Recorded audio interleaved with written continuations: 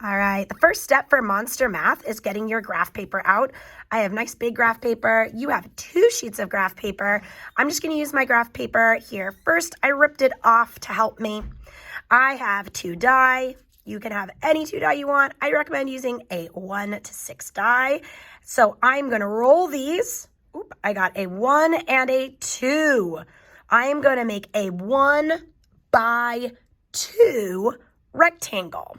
To make a 1 by 2 rectangle, I am going to go over 2, 1, 2, and down 1.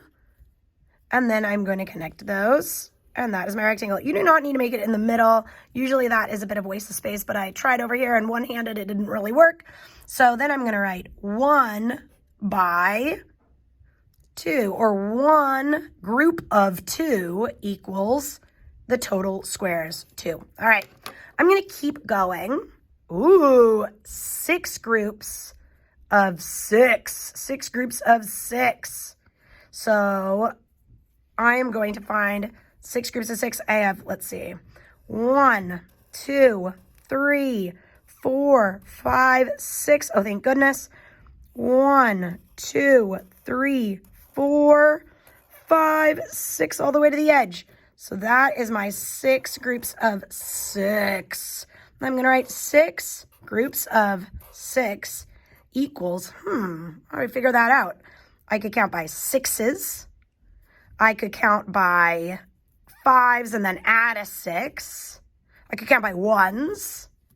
So I'm going to say 6 plus 6 is 12. Those 2 are 12. That's another 12. 12 plus 12 is 24. And there's one more group of 12. So 3 groups of 12. I wonder if I could write 3 groups of 12. It's going to be the same, isn't it? Is 36. All right. I'm going to keep going. I am going to have 6 different rectangles. When I say different, I mean they might end up being the same size. That's okay. But I'm going to have 6 of them. After I have 6, you'll notice these are different because I pre-cut them. You are going to cut them out. If you want to do more than 6, if you feel like you're doing a very good job of this, give yourself a little bit more of a challenge, you could do a couple more. I ended up with 8. You'll notice that these 2 are the same. I can turn this one this way. No big deal. And that is what you are going to start with. And then you're going to need some glue and some crayons. So now that I have these colored in, I have my white piece of paper, and I am going to lay these out so that it looks kind of like what I want my monster to look like. It is okay if these are different directions, but I don't want them overlapping, and that's the key. So I'm going to make, let's see, I'm going to make that the head. This is going to be my body. Some arms hanging out here. 1, 2, 3, 4 arms. And then I'm going to have these 2 be my legs. Kind of like this. All right. They do not need to be perfectly touching. As you can see, mine are not like that. I'm going to glue this down and make sure they are not overlapping. After you have your monster all colored in and glued together, you can choose which mouth or mouths. Maybe your monster has more than one mouth. There's some wings here. Here are some feet and other wings, some hands, some eyes. You can cut these out and glue them on as well. Just make sure you are not covering up your multiplication algorithm. And yeah, you can also just draw this in yourself. You could add extra hands. Maybe your monster has 10 hands.